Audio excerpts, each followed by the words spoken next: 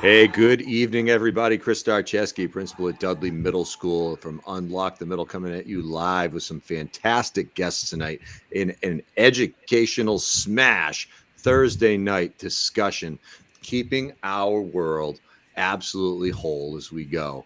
I am so proud to be here with Dean Packard, our co host and co creator of Unlock the Middle, along with Josh Tovar down in Texas, Livia Chan up in Canada, Carly Spina out in Illinois, and Adrienne Arzola down in the great state of Texas. How's everybody doing tonight? Dean, let's start off with you. I'll tell you what, I'll be short and sweet because I'm always on here and I don't want to hear myself talk too much. Chris, great to see you. Great to have you back. Josh, good to see you guys. Ladies, thank you so much for joining us. Thursday night's all about getting a little bit better together. So now I'm going to be quiet. Principal Charlton Middle School, happy to be here. Glad to be with all you guys. Livia, why don't you talk a little bit about let's go to Josh first. Then Josh, then I'll go to Livia. Gotcha. Hey, everybody. Josh Tawat, proud principal of Memorial Pathway Academy here in Garland ISD, Garland, USA. Welcoming everybody. Remember, let's make sure that we share each other's thoughts, ideas, so that we sharpen up that tool chest for 22-23. What do you think, Livia? Are you ready? I'm so ready. I am so excited to be here. Thank you to Josh, Dean, and Chris. I am from the Greater Vancouver area in Canada, BC, on the very west coast. So I'm a head teacher and also a classroom teacher, and I have the joy of being in both roles. It's the best of both worlds. Awesome. Carly. Hi, I am Carly Spina. I'm super excited to be on tonight. I am joining in from the Chicagoland area, almost up in Wisconsin. That's how north I am in Illinois. I am a multilingual education specialist with a nonprofit with the Illinois Resource Center. And we support everybody in Illinois and beyond in serving their multilingual learners. So that is my jam, my passion. And I'm so excited to see Adrienne here because she is also a educator of emergent bilinguals. Awesome. Adrienne. Yes, I'm Adrienne Arzola. I'm originally from El Paso, Texas. That's my hometown, but I am now in Houston, and I am teaching at a brand new newcomer academy. It's called La Promesa in Aldine ISD, and it's a first of its kind. It's a social experiment. It's like everything that I've dreamed of from whenever I started teaching newcomers. So I'm really excited to start our second year and see where this amazing school takes us and takes these kids. So, we have a lot of people come on here, a lot of authors, a lot of a lot of leaders, a lot of educational collaborative people. But when we have teachers on, it's a different mix because you know what? You guys are in the trenches each and every single day. You are the pulse, you are the heartbeat of the schools. So, we asked the questions that we asked over the last couple of weeks about what was it like ending up your year? I mean, some of the challenges you had. Talk to us a little bit about that because you know what? I don't care if we're talking to somebody from Canada, Illinois, Houston. It doesn't matter where. You guys all face the same stuff. So, Adrienne, why don't you start off, please, and just talk a little bit about closing out your year, what it was like, and where you're at right now. I don't even. It's such a loaded question because this year was so new. I guess that's the best way to put it. It was my first year, or our first year opening this brand new school, working with newcomers. But it was also just kind of coming back from the pandemic. And, during the pandemic, we kept referring to getting back to normal or, what the norm was, or trying to get as normal as possible. And, I think the best thing to do is to just kind of throw that idea out the window and just kind of start from new, just like I was saying. And for me, moving to a new school, and moving to a brand new school that is just opening, trying to, work with new coworkers and really trying to build something from the ground up was definitely a crazy experience. And then towards the end of the school year, just knowing that we got through it and we did it, and just it was a great feeling. We know that there was a lot of bumps and bruises on the way, but we definitely came back successful. Our kids felt loved and cared for and nurtured, and I think that was the best part of it all. And they were excited to start a new school year just as much as we are. So I'm that was, I think, what I'm most proud of. Carly. So I think, I was so excited to hear that, because like that's a whole lot of new on everybody's end. And that's just like, I'm like over here dancing and celebrating with you, because that's something huge to celebrate. So I think that everyone that I have worked with over this past school year was honestly just feeling so relieved, because I think everyone was just in dire need of that like season of rest and recovery, because the past few years have been really hard. And we've had a really difficult time with sub shortages. I know that's something that has kind of been impacting everybody. Teacher shortages, number one, and then also sub shortages. And so I don't know, I think there's just, everyone's short on everything. We're all short on time. We're all short. We feel short on resources. We feel short on patience. So I think that everyone was kind of ready to have a little break, a little season of rest and recovery and healing.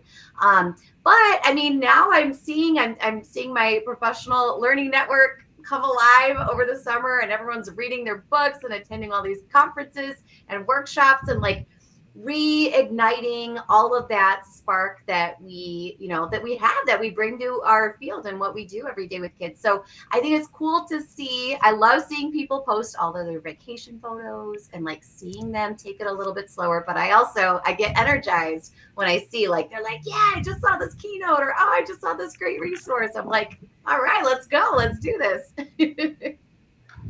Awesome. Oh, I love the energy. Olivia. That's amazing. Thanks for sharing all of that, Adrienne and Carly. You're saying there's a lot of shortages and things, but I want to kind of combine what you both said, in that we were definitely not short on love and joy.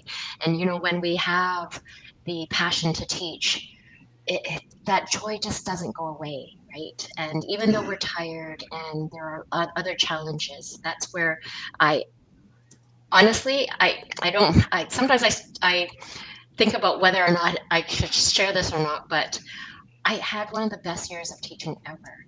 And it's because of the relationship. Like every year, I've been teaching for 23 years, and every year I get better at building relationships. And this past year, I made one small change, and that was to tell my kids, I love you.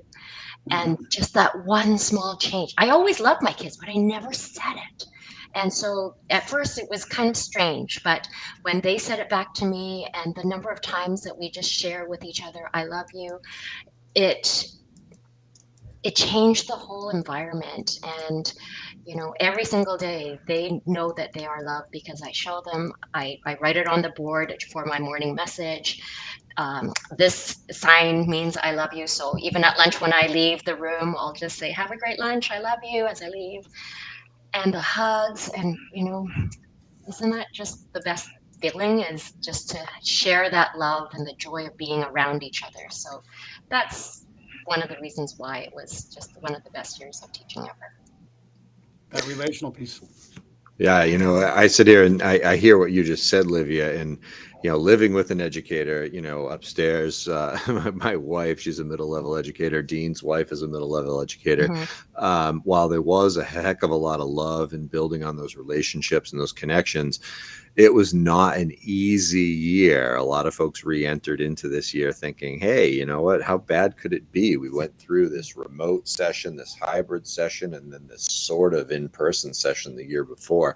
And we're back to normal, right? And all of a sudden they pulled the carpet right out from underneath us, because those social emotional levels, those kiddos who were dysregulated, the adults who were dysregulated, all came in one package at the front door at the same time. And we needed to adjust and adapt. So, as we think about that, and preparations for next year, what are some key building blocks that we learned in the last year that we're going to prepare us for the coming school year so we can be even stronger and better? Josh, what do you think, man? I think that in a summary, what Livia, what Carly, and Adrienne stated has been the crucial part of it, is that we've really reached down and we've really heard, hey, Renisha, welcome. I need Thank some you. stuff. Yay, we did it. We have our guests. We had some issues linking in. Hey, Renisha, present yourself. Talk to everybody who you are. Hi, I'm Renisha Edwards. I wholeheartedly apologize. I've tried everything to get in. Not your fault. Honored to be here with you. I'm a curriculum instruction associate principal in Aldine ISD at Eisenhower High School. Love, value, and honor to serve kids. Absolutely great awesome. Thank you so introduction. much for joining us. I Absolutely. work Core for all values these- right there. I work Yeah. for all the though. Oh, we gotta connect. So as I was saying, it comes down to, I think that the last couple of months, in regards to the closure of 21-22, we really made it an effort to make SEL, the connection with kids, the most crucial part of instruction. And overall, we've seen the reflection of our scores. And the scores really did not take a huge fall back as many people expected. Because you know what? The educators went to where it counts. Because kids will walk on fire for you as long as they know that you're there for them. Because you know what? Kids don't care how much you know until they know how much you care. And if we showed them that from one coast to the other coast, we put love first. And you know what? That's where our payout was. Our kids walked on fire for us. So I think that right now, what we've learned the last couple of months is that making sure that we remember that we're not in the science business, we're not in the English business, we're not in the math business, we're in the people business. And as long as our kids and our team members know that we care about them, they're going to be walking on fire to make sure that the future of the United States, the future of America, is prepared to move ahead. I never get tired of you saying that, Josh. No, never. I've known Mr. Thoban for half of my life, and he's said it since probably the first day I met him. And it's speaking from, like, me sitting here in front of you all is speaking truth to everything he has to say, because I was his student, kind of. I mean, he wasn't my teacher in the classroom, but he was my assistant principal in high school. And like I said, I wouldn't be sitting here today if it weren't for Mr. Thoban. So. Very nice. Very powerful experience that we have, and I think you with Josh, it's really important to highlight, the idea of the connectivity that we have as educators to our students. They have unparalleled, undeniable potential. And sometimes we are the champions and we don't even know it, because we're responsible for 125 kids in our grade book, right? So we treat everyone as gold and we move forward every single day and remind them that they're special. And lo and behold, you end up on the same video cast as one of your mentors. Carly? So I loved everything that you said. And I think that is something like we have really shifted the focus of like, okay, wait, why are we really here? We're not here to teach math content, right? We're here to teach children. I think one of the other big things that we have kind of learned and taken, and that, like, it's like one of those lessons that we've carried in, I think, to our, I don't want to say post-COVID, but like during COVID, I don't know, because we're still in the midst of it. But I think the family connections, I think we've really like taken stock in how we as schools are engaging with families, and like really shifting the focus from like parental involvement, like how are y'all coming to us, and shifting it to like wait, engagement. If I think of like an engagement ring, that implies a relationship, right? Like there's multiple ways, like it's a two-way street or five-way street or whatever. But I think schools have been really mindful of how we are connecting and engaging with the families that we serve, and also how we connect with community resources. Like during everything that was kind of shut down, we had to get like, oh my gosh, how are we going to distribute food? We got really creative with like our local libraries and our local police departments and fire stations of like, how are we going to arrange for all of the distribution of resources and things like that. And I think that's one of the connections that has like remained. Like now we are able to be better community connectors as educators, as schools, for those we serve. And it makes the connection to everybody we serve that much stronger. Adrienne? I think, well, definitely engaging with families is something that is part of the goal, I guess, for our school. It's part of what our values are kind of spread upon. But I think for me, one of the things that I took away from this year is just really learning how to get creative to give our students experiences and opportunities. We do have to get creative, like there was so many limits put on schools and the way that we did things because of COVID and because of the pandemic. There was less and less field trips. There's less and less things that we can do,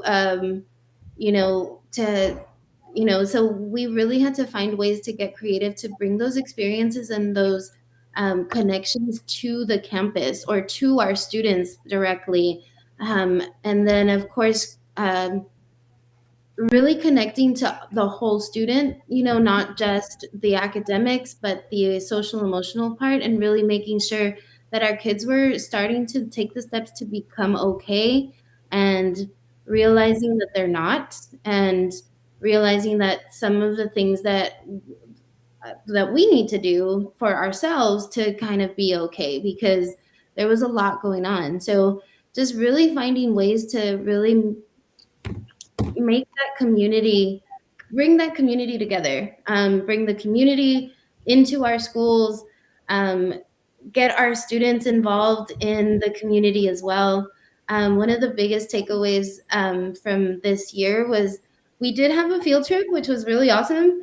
And we went to the Houston Food Bank, and the kids were able to, load,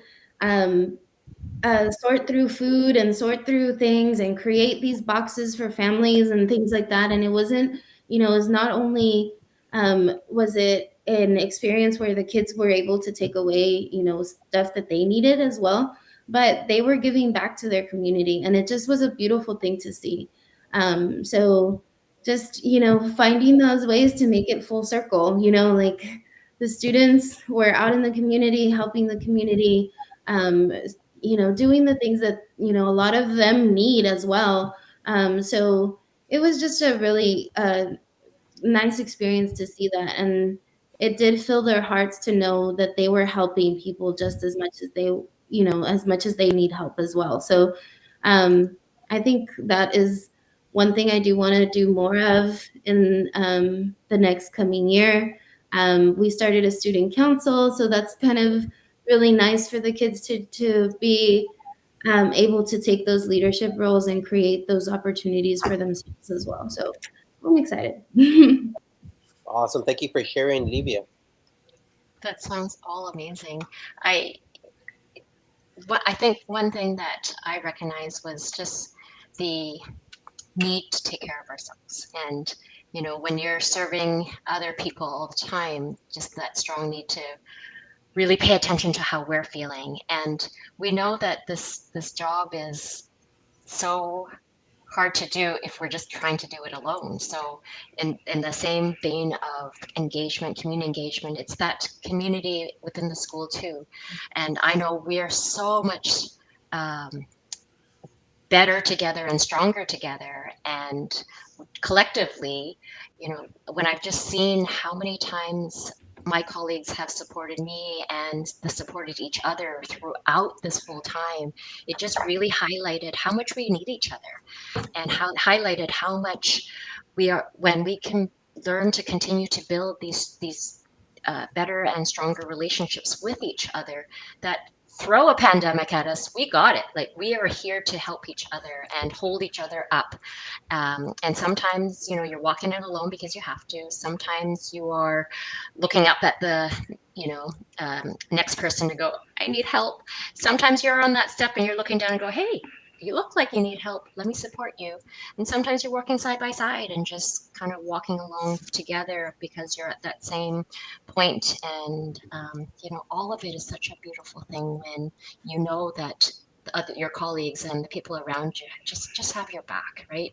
Because, sometimes when you're in the classroom, you're the only adult in there, and things happen, and in your mind you're thinking, oh, this is not going well, but it's okay because just got to make it through. And right afterwards, I'm going to go seek my friend and just blurt it all out so I can get that support or the hug or cry it out or whatever it is, just to know that you are not alone, even though sometimes you are physically alone.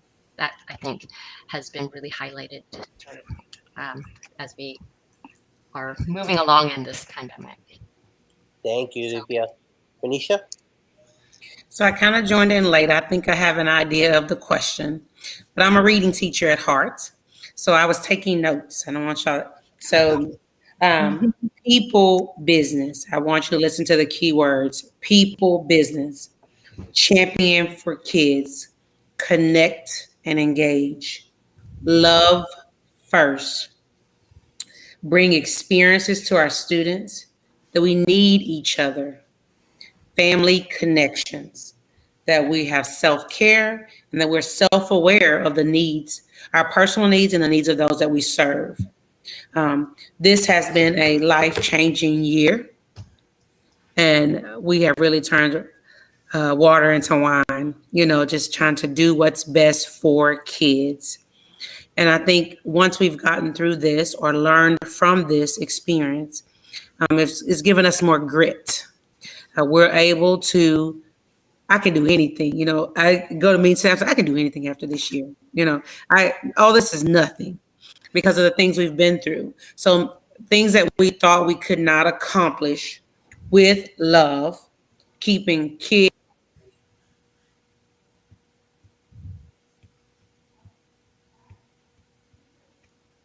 No. With love, keeping kids first, we can accomplish all things with family connections. Love it. Thank you, Renisha. That's so awesome. Drop the mic. Done. Exactly. Awesome. So, guys, now that we've had this whole reflection in the whole past year, what are you all doing for the self-care aspect of it? Because right now we're in the middle of doing that. And like you said, Livia, we're seeing all these beautiful things of PDs and conferences and seaside pictures with a book. I was just in Florida right now with my family. What are we doing to sharpen the saw? Dean, what are you all doing up there to sharpen the saw? Sharpen the saw. We're taking some time to relax. Okay, that's the number one thing. Trying to find out that inner balance, and it's so important. And I've always had a problem with doing that. And Chris can tell you, I have a problem shutting off my email. I have problems, not going to work. It's embedded in my mind that I have to do this. But I have people telling me, and they remind me often, you know what? When you're gone, it doesn't matter, okay? As long as your systems are in place that are kids first and kid friendly and that you've done everything to get out in front, you don't have to worry about all that stuff. So again, for me personally, it's about just trying to catch my breath just a little bit and be 100% ready to go by August 1st. And that's 30 days before we really begin. So we still have some time, which is really good. Chris? Yeah, sharpening the saw. I love Covey, man. 7 Habits, so powerful. But we sit down and think about sharpening the saw as educational leaders. We sit down and we understand that we can get distracted, much like what Dean said. For me, I've got one required read for the summer. I've got one Get Better for Myself read, and I've got one I'm going on vacation and I'm just going to read trash, for a little while on the plane and on the boat. But for me, it comes down, the rest of rejuvenation starts at home. It starts with family. It starts with coaching, baseball. It starts with taking pride in my daughter's, dance abilities, being out at the pool, being able to be present in the moment for myself. And I really do feel that my faculty and staff understand that, because I try to model that for them. I put my out of office reply on the weekends or as I'm going on vacation. And for some folks, I know they need to hear back from me. So I'll get back to them really quickly. But I'll let them know I'm not giving you the response that you need to hear right now. I'm just acknowledging that I received this. But really trying to find that work-life balance and that opportunity for me to be whole again. And there's been no doubt that other educational leaders on this screen and around the country, it was way more than a pound of flesh that was taken from us. There were quite a few million brain cells that were sacrificed as we processed and thought through all the various scenarios. So self-care, super, super important. Classroom teachers, man, God bless you. Adrian, what are you doing to take care of yourself this summer? Well, I think for me, it's kind of been a difficult summer. I've had some stuff happen really early on that kind of takes up a lot of my time. However, I think just kind of really embracing and taking in the small things, the little things. I'm staying with my brother right now because of the things that happened early in the summer.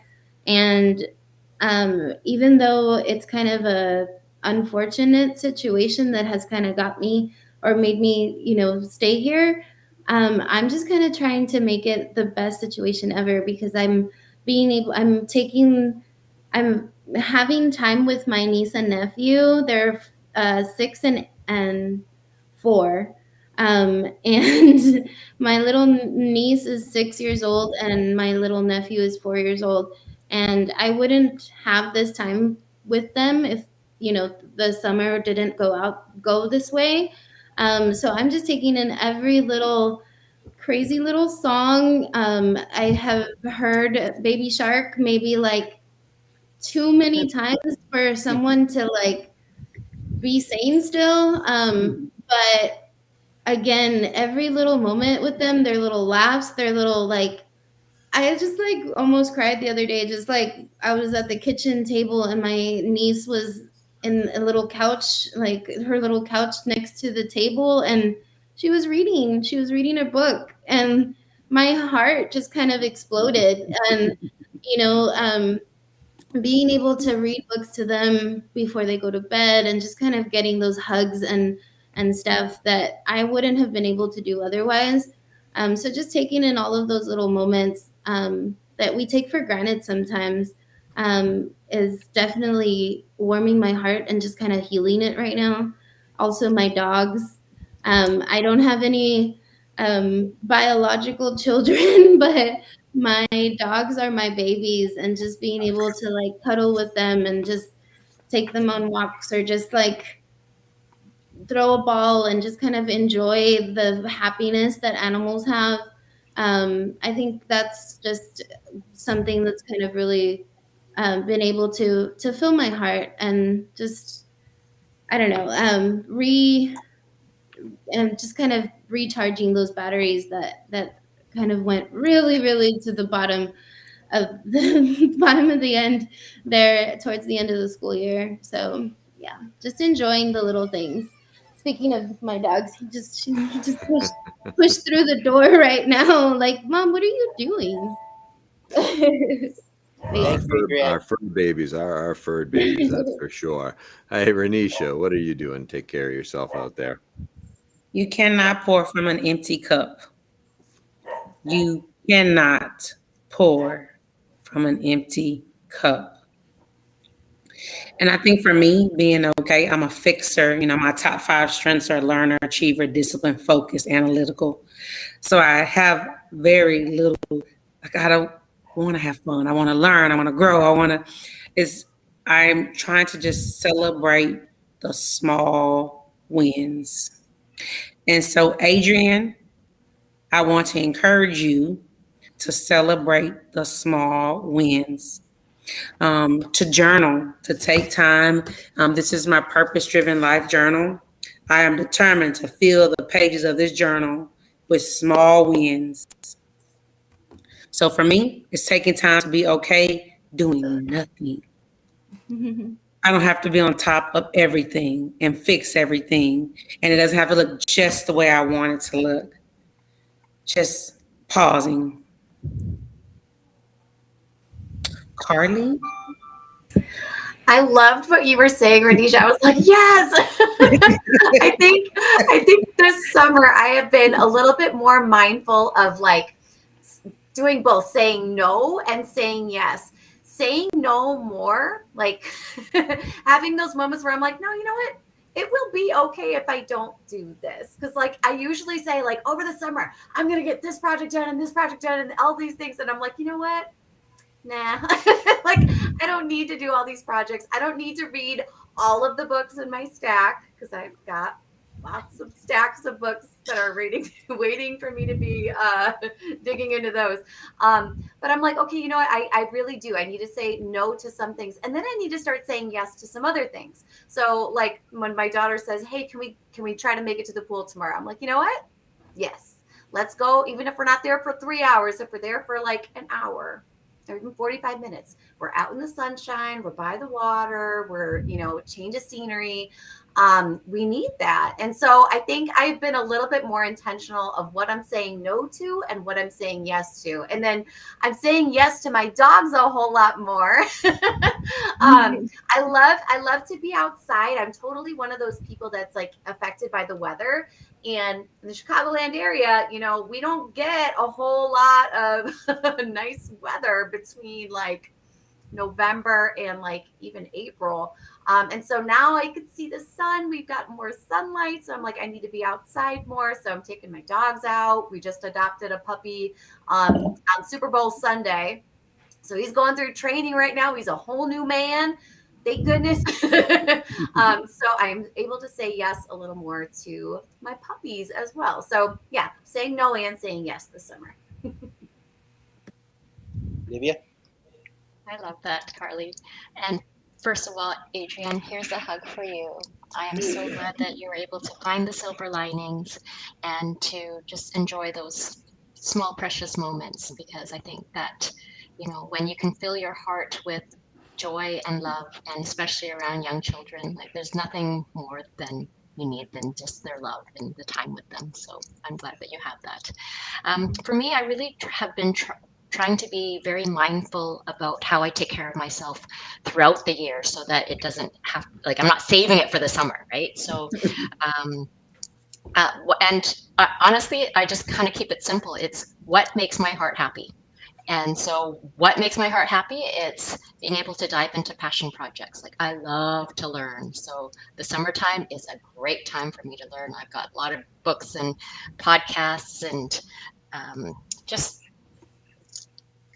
grabbing everything that I can from all of the people that I know in my PLN. So when I see something that they're sharing, I just love to dive in because I have more time.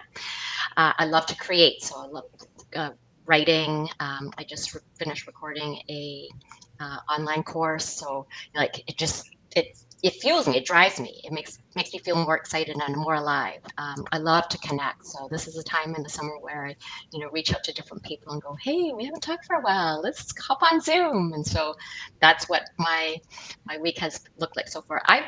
This is just the second week of my summer. So I'm just right into the beginning of it. And again, I just kind of go back to what makes my heart happy. So, and just like what Carly said, if it means I just don't want to do anything today, that is okay, because that's making my heart feel happy. Actually, listening to all of you, my heart just kind of melts because you all are in it for the right reasons. It's all about kids. It's all about your balance to find kids a way to access their learning at their level and where they're at. And ultimately, there's nothing better than that. It's beautiful to hear. Now, that being said, just very quickly across the board, what's one thing you're going to do different next year when you start off your school year? Just one. We're going to go around the room really quickly. Just one thing that you think you're going to improve upon. And I'm going to start off with Dr. Tovar. One thing. Make it 30 seconds. Talk to our team member, assistant principal, and we agreed to have docent ambassadors, both in the classroom and as they enter the campus. So we're looking at the whole logistics, the aesthetics of it, working on that to make sure that whenever they come in, our kids that are either newcomers or non-traditional, when they meet our guests, they know everything that goes on at the campus to take them to wherever they need to go. Boom, Renisha. Be focused, fully present, active listening in the moment. Not worried about the next thing or managing stuff. Being fully present, active listening, and in the moment. Carly. I think this year, my big goal, I'm going to talk less. I love what Renisha just said about being an active listener. I want to listen more and talk less. Awesome. Adrienne.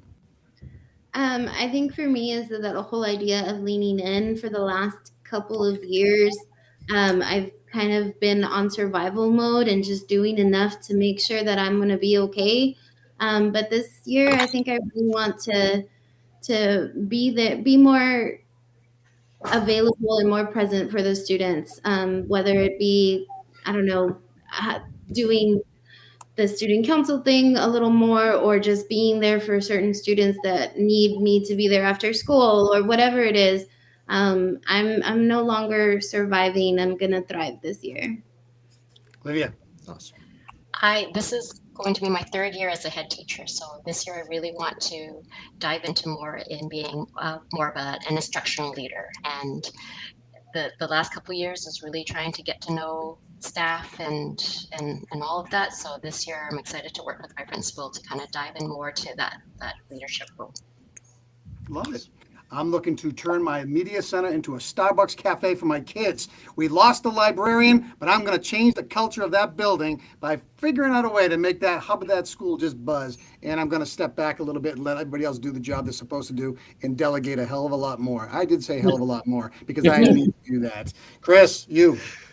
I love that you said that, Dean, because similarly, the media center is going to become the family room of the school for us as well. We used to share a media specialist and we lost because of budget. So, but big picture wise, leadership wise, John Gordon's quote, "Great teams hold each other accountable, not to rules, but to a standard of excellence," reminding my team leaders, my student support team, the informal leaders in the building that we've got to live up to that standard of excellence, not follow black and white rules only. We've got to do what's right for kids, right for ourselves, right for our organization, and ultimately what's right for our nation, as a whole, and make sure that we're moving all forward in the same direction at the same pace, with the same intensity.